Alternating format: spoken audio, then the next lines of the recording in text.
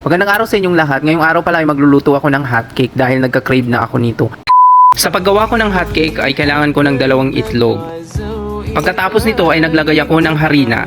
Tansya lamang ang mga measurement sa aking paggawa. Sinunod ko naman ang 1 kutsarang baking powder at naglagay na rin ako ng konting milk powder dito. At naglagay na rin ako ng konting asukal at dahan-dahan ko itong nilalagyan ng tubig para ma-mix ng mabuti. At siyempre naglagay na rin ako ng food coloring na kulay yellow para mas maganda ito tingnan. At pagkatapos nito ay pinarest ko lamang ng 20 minutes bago ko lutuin.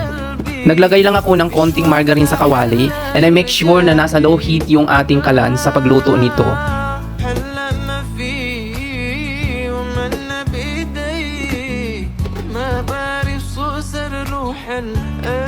At heto na nga, naluto ng ating hotcake at titikman na natin. Naglagay lang ako ng chocolate na toppings nito.